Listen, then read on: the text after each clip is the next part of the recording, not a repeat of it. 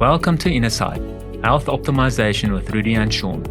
Good afternoon, Shaun. We are back. We've got another guest, and it's been a good journey. I like the word journey because our guest today, I've been on a few journeys with him, so it's great. And we're going to talk about something that we've come up, or it's come up on our radar, that we see people coming to us that need change, or they want to know how they're going to move their health from one piece to another.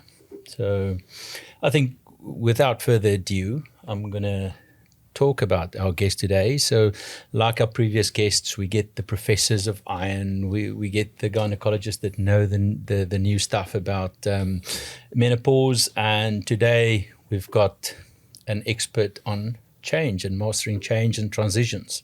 So I'm going to introduce Graham Fehrsen, good friend, and he's also, like I said, a transition specialist. I need a little bit of help with all his degrees. So Graham holds a master's in science and organizational change from University of Manchester in the UK, and then a bachelor's of arts and applied clinical psychology from Wits, which is in Johannesburg, and then Bachelor's of Social Sciences, Economics, and Industrial Psychology and Clinical Psychology from UCT Cape Town. So why I wanted to read that, Graham, so first, welcome. Thank you. And, it's great and to be why here. I wanted to read that is change is such a big theme. And the world is changing. We are changing. We've been talking about AI, a lot of things happening in our world, but people still do not change very easily. But we are also we don't have a lot of masters that can guide us. So we spoke about it earlier. I hold an MBA from UCT. We did a course on change and coaching. But I think a lot of people give themselves out as life coaches these days. But I think with your experience in industrial psychology, I think it's good to have you here to lead us a little bit about change. Thank you. It's great to be here. Awesome. Thanks for joining us. Maybe can you just tell us where did the journey start on your side? Sure. I'll keep it short. Thank you for having me. I've got two disclaimers before we jump in. The first one is that I'm a fan of Innersight and a paying customer, and it's been a great experience for me. And I say that because people watching should be sure that this is not a paid gig. In fact, I think I'm paying to be here, which is great. And the other disclaimer is that while I'm honored for you to choose me to talk about mastering change, I've discovered as I get older and the more that I see and learn, I realize that I feel like I know less. So I'm very happy to share some ideas today, but I hold them lightly, and I welcome people's ideas and perspectives. And I think it's really important to not be too stuck on one idea. And so every time I find myself sticking on one idea, I ask, what else? How else? And I think that's probably the first piece. I'm curious by nature, and that was the beginning of the journey. My dad's a chartered accountant, and that was a deadly a path. I thought I couldn't possibly study accounting. But I've always been curious in people and business, and I suppose it's a part of me and how I was brought up and my family life. And that neat intersection is really where I work, somewhere between people development and organizational change. About half of my work today is with executives in transition. You use that word transition, and that usually means a promotion, a new job, retiring or getting fired. And the transition presents a real moment of change for people, great upheaval, changes of pattern, great emotional upheaval. The other piece is with entrepreneurs, and entrepreneurs' change moments usually come with their business. As their business matures, they find themselves less doer, more leader, or more owner, less leader, or even selling their business. In fact, a client that I most recently signed has had an experience of feeling really depressed after selling his business for a packet that the three of us could share and be happy with. And it's unsurprising if you understand people's biology and if you understand their pattern recognition and where they found themselves. But for me, that's the really interesting thing. How do people navigate change, and what do they do to survive what is often an upheaval in their lives? And I think that's probably how people come to us as well. Mm. they've had something that bumped them on their health journey. So either they have a big diagnosis, or they have a close family member that have a big diagnosis, or they are stuck in a rut and they want to make a change. They either want to become thinner, they want to become a better athlete, and then they look for things that they can do, which is quite interesting. So that is the first thing. So that is the transition. We see people want to change, and then we do our Innersight assessment, and which has been quite interesting is that the numbers drive the change quite well. And what's been not that good for us is if there are not enough numbers, people do not change. They say, no, that's okay. It's a yellow light or it's a orange light. I'm okay. I'm not going to change my blood pressure. I don't want to take tablets, which... Yeah, I think the human default is to resist change. And if you've got a yellow block, that's not enough. The red blocks, they really need the red blocks before they step in and say, okay, right, I need to change now. But obviously, in being in the preventative field, we would actually like more green blocks and help them to guide them not to get a yellow or red block. So it's sometimes a difficult discussion with someone that you can see there might be an issue going forward, but they're okay on paper still. And I think if we put the mirror up in your world, is that what you see as well? People only change when they have to, or do you get people coming to you out of their own and say, just help me? Is that a bit of both? But like you, it's usually a tectonic moment, the promotion or the upheaval in my business or the need for change. I think if we want to uncover what drives change, we have to accept that there are 8 billion people or more on the planet, and every single one of them is motivated slightly differently. So we understand some of the primary physical and biological drivers for people of change. You've talked about it, Rudy, this tectonic shift, fear. But there are many reasons why people don't change, many of them just unconscious patterns, reasons that are hard to uncover and hard to fix. Somebody can obviously see that if they do a little bit of work, it's going to be better for them in the future, but they either blind to it or don't accept it or frankly actively resist. And so I think digging into the root of what motivates people is really helpful if you want to do preventative work. When people arrive in my world and say, I'm taking a new job, I think it would be helpful to have a sounding board. The thing we have to agree up front is what got you here probably won't get you there. That's true of all behavior because the world is changing around you and your context is changing. The second thing is if you don't know what motivates you and you don't have some clear North Star or something of purpose, Simon Sinek says start with why. When motivation goes missing, and it's a slippery character motivation, it's hard to know why you're doing this or where you're going. So for me, it's always about digging into what is the context for change and then what are the drivers of change or the roots of motivation for you. And we're all motivated differently. Some of us, because our parents praised us early on, they clapped when you got an A. Yeah. For some, it's they got to have a great meal or do something meaningful if they succeeded. And those patterns repeat themselves over and over. And if you dig into them, I think you start to give people a chance to actively manage change. But Shaun, you're right. Human beings like stasis, and they are unlikely to change. It takes a lot of energy to change. And that brings me to how we would maybe dig like you're digging in the organizational and personal spaces in health, because I mean, what we're trying to drive is that 80% of health lies in movement, exactly what you're saying, but people are static.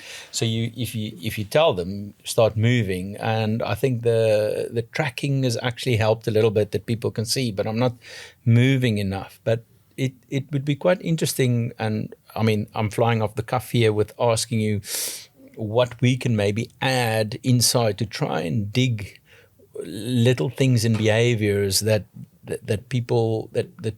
why people would not exercise, because a big part of our report is actually fitness, and a lot of people are struggling there. So it's an interesting thing. If you know it's that good for you, why don't you do it? It's a great question. Like you, I meet people whose health could be massively changed with some small changes.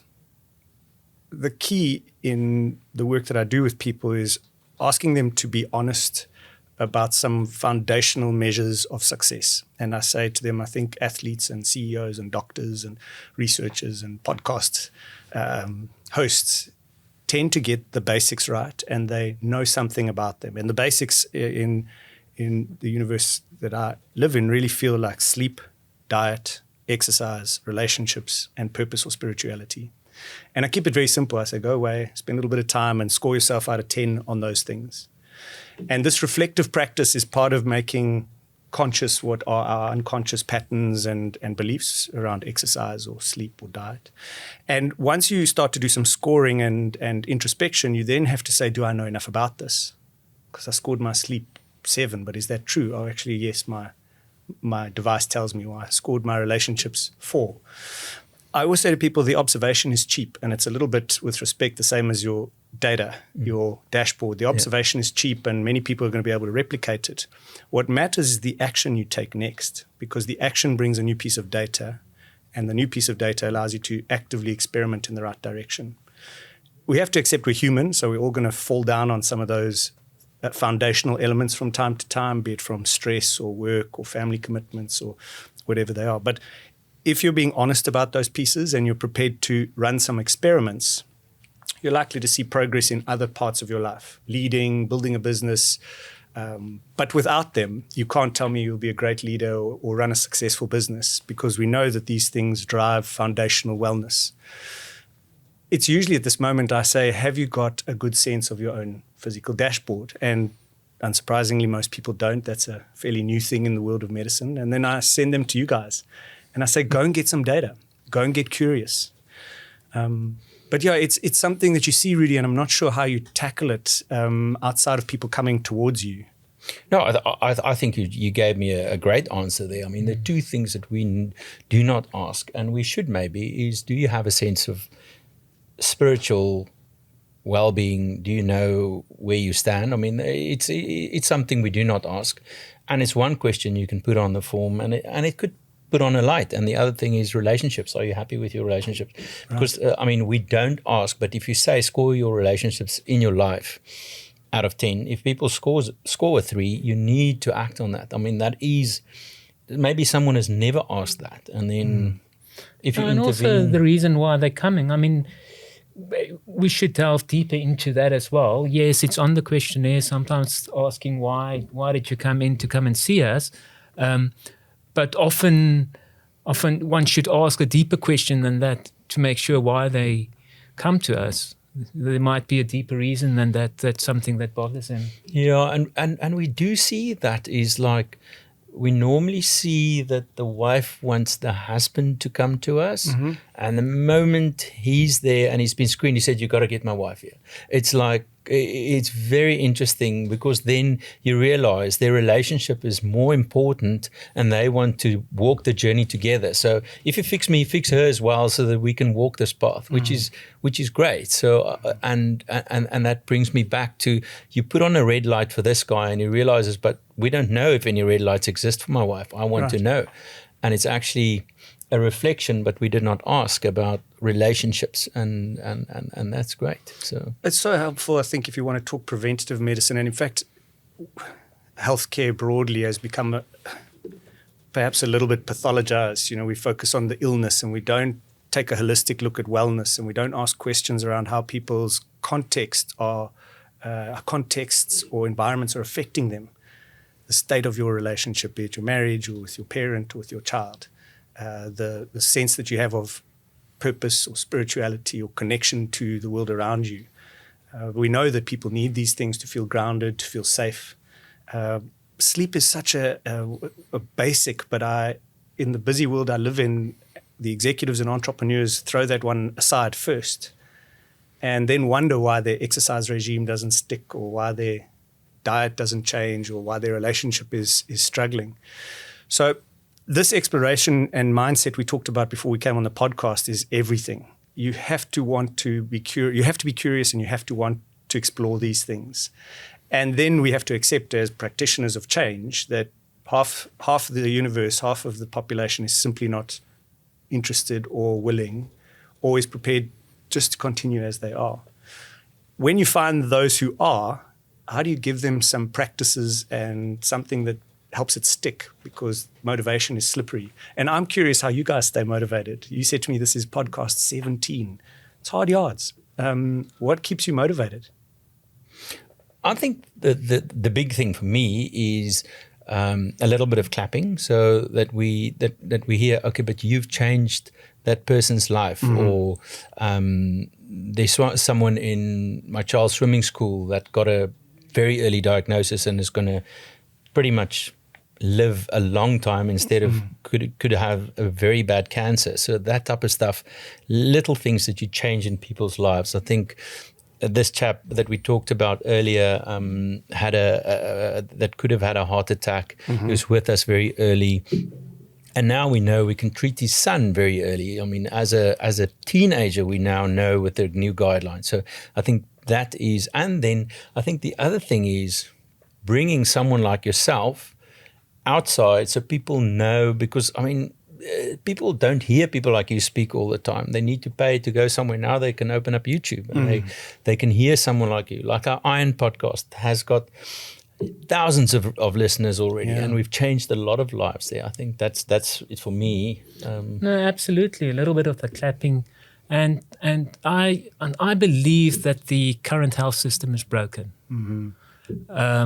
A busy GP practice, they do sick care. You go in when you feel unwell. Yes. There's not enough time. There's not enough space to do preventative care. I think times has changed. I think we've got data that we can use. I think we know now for certain conditions that if we step in early, we can make a huge difference in someone else's life. And if we can carry on this road, we might just get that split in the medicine where there's a dedicated field looking at people in a preventative way.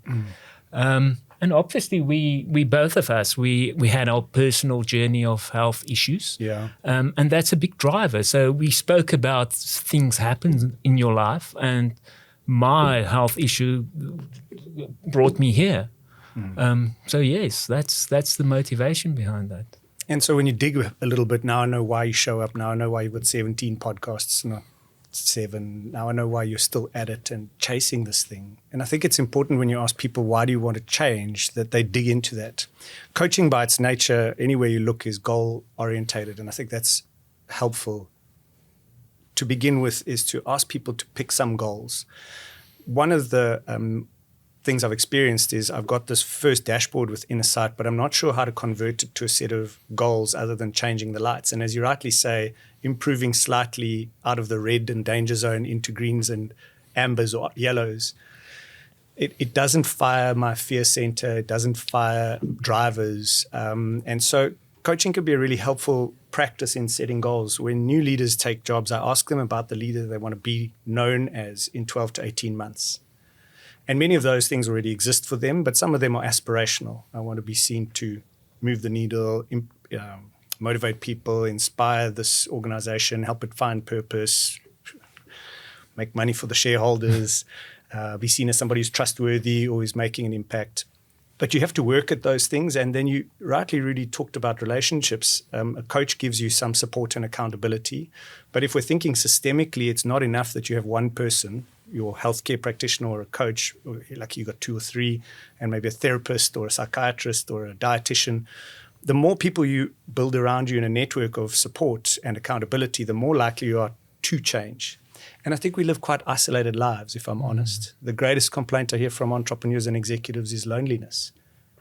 It isn't not solving problems or not being smart enough to see what's in front of them. It's that our jobs and our high-pressure lives generally isolate us. And when you get isolated, it's very hard to make a change. There's a question you sent me, can people change? And the answer is probably not. Definitely not alone.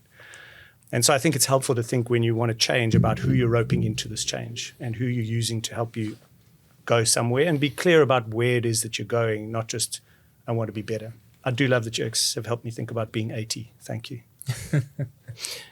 And I think, so you build, I like that you build enough people that will tell you and be honest with you and say, you said that you're going to do, but you're not doing it. But I also like the other part of what you do. And my disclaimer here is that I've been on your journey that you take people to unplug, and that's quite difficult to do these days as well. To unplug completely, that you don't have a phone, that you don't do anything for, let's say, a whole day even. I mean, we did it for a few days, that we went to the Kruger and walked supported, but not with any vehicles or anything. And I found that profound, to be outside in nature and just you. You had to be with you. And I think there's a lot of people that are lonely in themselves because they're chasing everything around them all the time, but they don't have time to just be you. And that was quite interesting that you saw that people have to be comfortable with themselves and nature. Otherwise, you're just scrolling the phone. And I think that's what teenagers do these days. They can't just sit still, flip up the phone. If you look on a bus or anywhere, I mean, you don't see people's faces anymore. So people are not comfortable with themselves and in a society, I think. And that's interesting why people could be lonely. But so I have to give you that, to unplug people. And you've got these seminars, I don't want to call them seminars, almost journeys. That you do, and if any one of you get to do one of Graham's journeys, that was amazing, I must say. Yeah, thanks, Rudy. I think the thing that was interesting for me was, as a youngster, I had the privilege of being exposed to wild places, and there's a real deep interest and connection there. Later on in life, when I learned how people are built and wired and what our biology looks like, I realized that one of the things that happens to us in this busy, all over life, chasing outcomes and raising kids and doing what you need to do, is that so few of us really understand our biology. And I'm sitting opposite two experts in our human biology, but if you were to check the number of clients who arrive at your doorstep who understand anything about their nervous system or their physiology, I think you'd find it quite low. And so we've forgotten how to be and switch our nervous system off. Yes, we have some of the modern ways of doing it. We understand cold plunge, and we understand exercise, and we understand meditation. But broadly, people are short of information. And when you're short of information, your decision-making is compromised. And so those journeys, yes, are to wild places and detached from technology. But what people start to learn is that their nervous system, after a day and a half, they feel like different humans. I think nature helps. But if you can find a way to start experimenting and thinking about your nervous system and how you respond to things and how you navigate day-to-day thinking and decision-making, I think you'll be a whole lot better off. Broadly, people don't know how to become resilient or manage stress because they have no base knowledge. We don't teach it at school. Unless you go and study medicine or a medical degree, nobody teaches you about these things. They don't teach it at university to young professionals. They don't teach it to you when you walk into the workplace. So I think we have a real crisis on our hands. And Shaun, to your point, this is maybe why the medical profession is struggling, because we have not done enough to help people educate, even in this modern day. Yeah, and that's so true. And sometimes I get myself listening to podcasts and learning, and our journey with the preventative health started, like Shaun said, because of our own trap inside this spiraling down to a very bad 80, and we wanted to square the longevity curve. Yeah. And that's why we educated our staff. And even our colleagues that were in class with us, like if we talk to them, they're like, but you're on a whole different, sorry about that, whole different planet, because, I mean, we just have got a little bit more information on the side now. And even when I talk to my wife at home, like you say, the information should flow. And I think that's also one of the reasons why we do the podcast. Absolutely. If I can maybe just switch a little bit, I wanted to ask you in change. Do you see change as the atomic habit type thing, or do you see change as big shifts that when you change or try and change someone, is it the atomic habits change the habit and chase little bits, or do you try and get people to do big steps? I'm just trying to think. Yeah, and in a practical term, Yeah. in our sense, it would be if you've got a dashboard with many red lights or yellow lights. What would you in your game? What would you do? Is it all go for all at once type of thing, or do you break it down in more chewable bits? Yeah, it's a great question, because I think the thing that is most helpful when you talk about change is to agree the timestamp you want to play in. So if I arrive at 47 years old with a track record of behaving like this, and I see lots of red or orange lights on my health dashboard, the reality is that changing them is going to maybe not take 47 years. That's the thing you guys are helping me with, but it's not going to happen in 4.5 months. It might even be 4 years. And so when you think about the timestamp, you also then start to think about which behaviors are useful to now. So one of them is absolutely, you must stop this behavior today, and we must interrogate how this habit works, and we've got to do some atomic habit type work to either build some new ones or break some old ones. And the key in breaking old ones is, they say, to build a new one, to build a different one, and attach it to a more positive habit. But you have to realize that I think that people are human, and they will falter and they will fall off the wagon. And so recognizing that it's a 4-year journey, or in my case, I'm starting to think about 10 years, and you guys have helped me with 80 years. I can't really imagine 80. But 10, I'm starting to get my head around. I can see my kids at 24 and 21, sort of. I can imagine feeling 10 years older, and I'm, sometimes feel old already. But it's both, Rudy. It's thinking about the big picture and where you want to go, and then working on some of these micro things. The micro experiments I think the outcomes are less important than the experiment. The willingness to change, the willingness to try something and get some feedback and try again and try again. And that's broadly, I think, how you make change. It isn't a light switch. I wish it was. Oh, there's the switch, change this. Done. But most of this change you're thinking about is undoing long patterns of behavior and motivation, often at an unconscious level. Yeah, the mind is such a powerful thing. I mean, in medicine, we've got something called the placebo effect, where you give, in many times when they test the medicine, they'll give some of the people the real medicine and some of them like a placebo or something that doesn't do anything. And then up to 30% of people will react on the medicine that does nothing. So if you can harness that mind power into your health, and that's why the mindset is so important. And the whole change is to change the mindset from waiting for something to go wrong and fix it then, versus trying to prevent it. But to initiate that change in thinking, that's I mean, none of us were brought up like that in the medical sense. So it's difficult. It is, and I wonder, by the way, I think hiring a coach sometimes is just placebo. It's this commitment to, and the willingness to, and a process and some support and accountability. Most of the change in people is they're capable of. There's some placebo for sure in getting help. And it's respectfully to other professionals, right? Whether you go and see a therapist or you get a psychiatrist. Yes, some of them require absolute insight in black and white into something. But a lot of it is, as you say, people's minds, once they're willing to go there, once they're willing to have the conversation and try.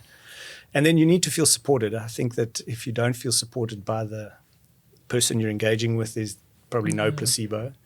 And it's a sense of pride in what you do that creates trust, that people want to come back to you and trust you with the stuff that matters to them. But I think people are very complicated, and it's difficult to sit here and make broad statements about motivation and change, even at an organizational level, without falling into the trap of missing the nuances of individuals and the things that keep them stuck. Yeah, I always get like a big piece of meat out of a podcast, and I think that's the one that stands out for me, is that we're missing the divine, what they say their spiritual journey is, and I think the relationships. I think those two are fundamental, that we can package and just ask the question.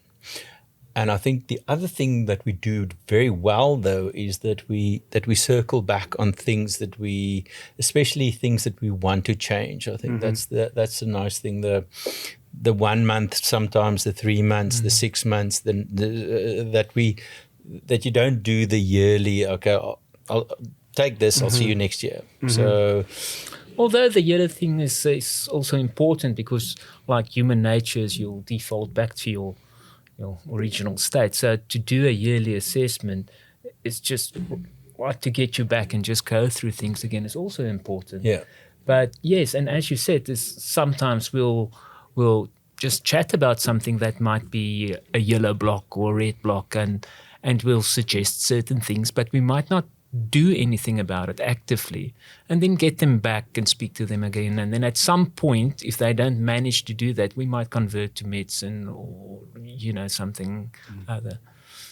Yeah. The other thing that's really interesting to me in setting goals with people I work with is forcing them to pause long enough and using their imagination to visualize this world that they want to live in or this outcome that they're after.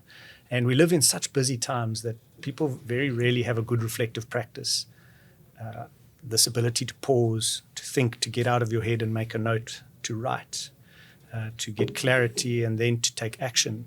And so I would say one of the things that I think is coming for you guys too is this ability to show me what I'll look like in 10 years, not just via numbers, but a physical representation. Here's what's going to happen. Here's what you're going to struggle with. And when you can see it, the drive to change is greater.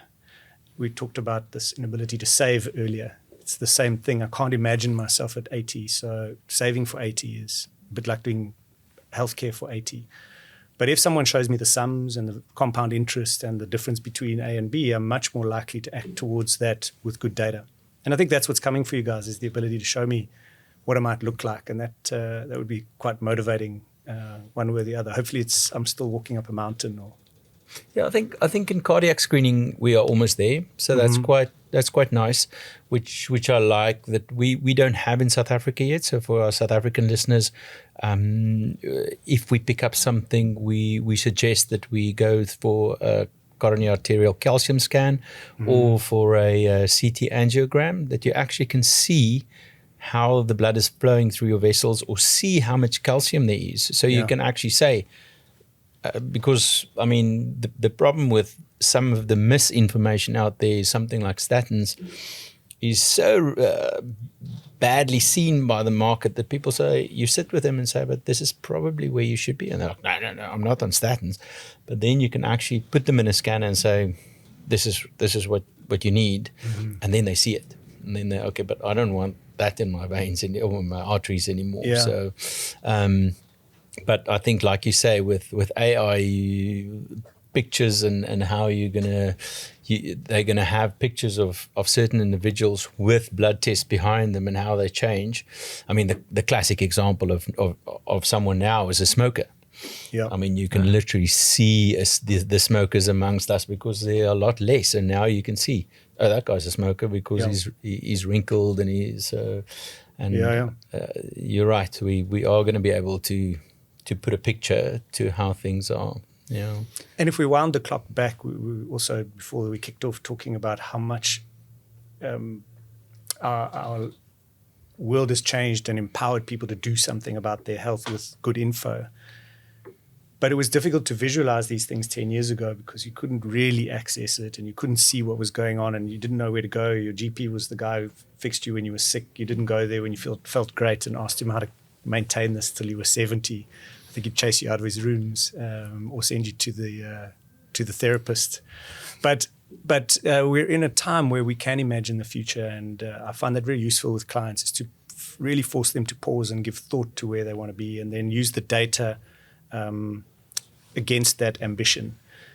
We're very fortunate to live in exciting times where we're starting to see the data. It's just going to go exponentially better. So, and that's going to change and almost gamify the whole preventative health sphere. Coming back to gamify, so a lot of what we do is on the phone, but you say you get someone to write something down, hand. So that might be an interesting to also send something out and say, bring this and write specific things. I mean, I'm coming back to the steak or the big piece of meat that I got out of this is maybe write a little piece of spiritual if you can, and how your relationships, because it is such a big thing. I mean, it's like exercise. Like, I mean, how many GPs ask, how much do you exercise? Do they understand how much exercise you need? But it is actually 80% of how you're going to get older is exercise. So that is the one thing, and it's not tested really when you go for your yearly screen. So this ability to keep reflecting and practicing is the way you avoid the one change wonder, or the quick check and then I'm off and I don't look again. And I think it's something that we had and built in as a species. It's one of the great gifts of this grey matter between our ears, is the ability to think across time frames and to imagine and to check risk but often when you don't commit to doing it quietly, and I'm a great advocate of pen and paper for its ability to help you make sense of things, it becomes a messy soup.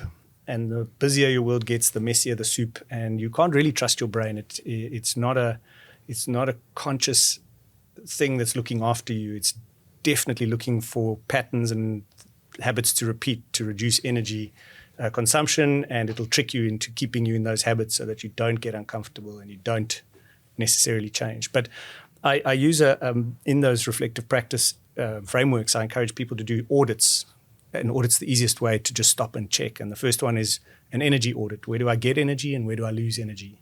You'd be surprised how few people have thought about it and how few people have proactively acted for it. So the thing that robs me of energy, I don't actively mitigate for or manage. I just accept it.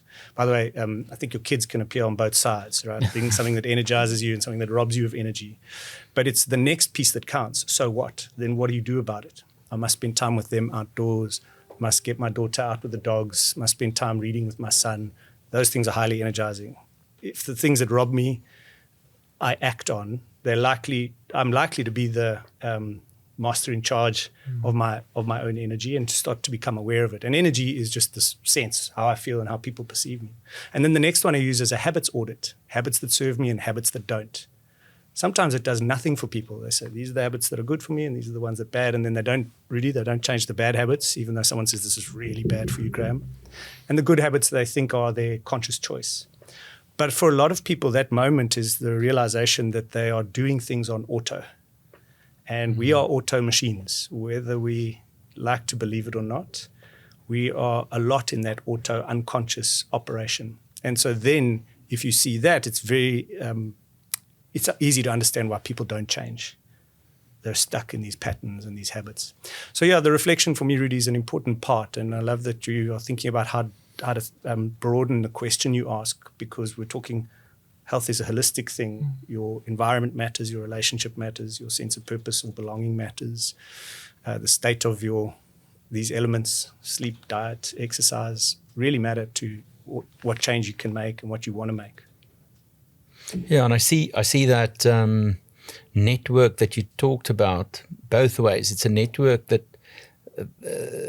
you move and keeps you honest, but it's the other way around as well. It's a network that catches you if you're in trouble.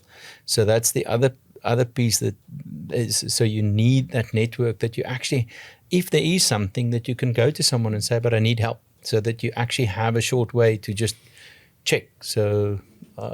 Is that like men who ask for directions or don't? And broadly, the men don't ask for help. Yeah. Women ask for help much sooner than men. Men tend to need a catastrophe, and I think it's some of how we're built and culturally how we're raised. But men seek help much later than the women. And I think the key in that network is to accept that and to invite people to be that support and accountability.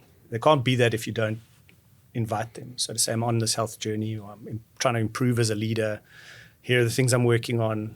If you see it, point it out, catch me, be gentle with me. I have an ego. I'm a sensitive guy.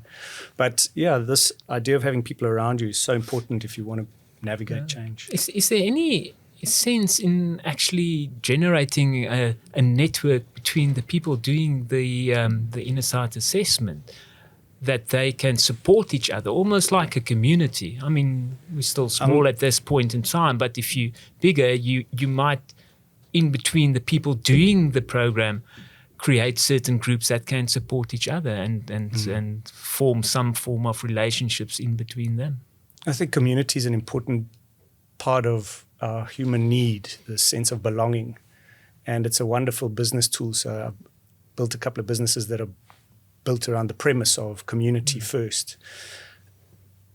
I think the challenge is to find easy ways for them to know each other without shame. Yeah. In a previous life, I helped build a business for chief financial officers, put them in the room together to learn a network, and then sponsors would want to be in that room, banks, audit firms, IT shops. But the key was helping these CFOs belong to their issues and not allowing the corporate to pitch the product or service. So yes, I think building a community is a great idea, having an event where we can learn together, but as long as it's not going to sell Innersight to them, I think that's the magic recipe. And then what I discovered doing that for 4 or 5 years, and actually last night I was hosting a dinner for executives, is that people are genuinely curious about each other. And the minute we're talking about a shared problem, which it usually takes one brave soul to say, I've got cutworm in my garden, for someone to say, oh, thank goodness, not just me. And once you have that, the propensity for change is good and the propensity for building relationships is good, but it doesn't mean people will change. It likely actually just affirms that nobody's changing. Everyone's got cutworm. I should just relax. Yeah, it's amazing. I'm also now thinking, but between people that touch and are like the guardians of people that you send to, that they have a sense of like, if we say, but we see someone that could use Graham's, so that Graham is like a point, and even though people might not want to share their story, that he's got a in on, so that would, or a lot of people we send to the biokineticist, but that you use certain people that you handpicked, because I mean at the end of the day, like you say, you need to have people that can drive change, because I mean we can pick up, there's a red light with your fitness, but you need to know the person. Like Hannes was on one of our podcasts that I think it's very important to have like-minded people working together, and that's why we prefer certain people when we work in certain areas of changing someone. It's also hard to know who to trust. There's a world of information out there. There's a whole universe of misinformation. And so one of the things that I've really liked about this experience was in getting some information, I could ask real questions about who could I go and see that might deal with any one of these things. And it was easy. And I didn't have to ask you what qualification they had and is this the right person. I implicitly in this journey want to trust you to put me in touch with the right people. And for me, it's been a real blessing. So, hey, Graham, go and check this person, get this checked out, have a look at that. And it made the friction, it reduced the friction.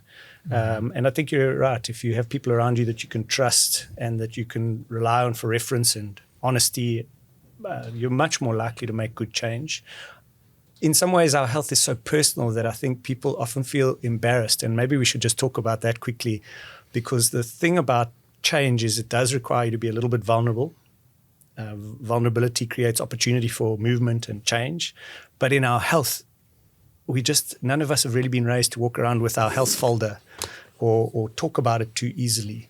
And it's almost shameful, I think, for people to go down some of these health roads. Either they feel bad they didn't do more about it earlier, or they knew it was there but they ignored it. So I wonder how we change that for people. I wonder how we improve the way they see their health and don't feel shamed by some of what's going on. Well, hopefully this helps, talking about stuff. No, I can already vouch. I mean, my wife, she listened to Marlena's podcast about menopause, and she's had a consultation about menopause, and she had an absolute great experience. And I mean, so in that sense, even in my own house, it's changing. I mean, you had experience with your own family about iron after the iron podcast. So it'll take small little bits. And I think the thing that you said in the beginning, we're not going to fix the world with this podcast, but I think someone might listen and find a piece of information and say, can I please see Graham? Or how do I get in touch with Graham? Because I need that little bit of change. And I think for me, that is the piece, is there's maybe not a lot of people that can get to know you every day or when they see you on the plane, chat to you, but now they had a piece of your mind and say, okay, but there are ways to change, and there are specialists in change or transition. And for me, that is the reason why you're here. And I even if we just help one person to understand that they at 50 can change, or at 60 can still change, that makes it all worth it. Yeah. It's been really good, guys. I've enjoyed the chance to swap notes and share ideas. And I wonder if, we return to this thing of mastering change and motivation. I think the thing I'm taking away today is you have to do a bit of education. You have to be prepared to learn and go and dig into your biology, your psychology, your real-world context. And if you're prepared to dig in, you're likely to get something that will help you. And then the other thing is take time to pick a trusted advisor. Do your homework, ask carefully, get some references, because once you find someone you can trust with something as important as your health or your future health or a mega change in your life, you're likely to really benefit from it because you trust, and they're likely to help you find other people. So, yeah, I'm also taking some chunks out. Thanks, Rudy. It's been really great. Yeah, and for me, it's also that if you have purpose, it will be easier. You just find that purpose, and then the support structure. If it's your wife or a friend, someone else, to help you get through the journey. Somebody said to me the other day, I don't know what my purpose is. How am I going to discover what my purpose is in life? And I think the risk, just to dive into that quickly, is that we think purpose is this massive thing that we're going to change the world or fix a community. And purpose can be as simple as I wake up every day to make sure that my family get the best life they can. Exactly.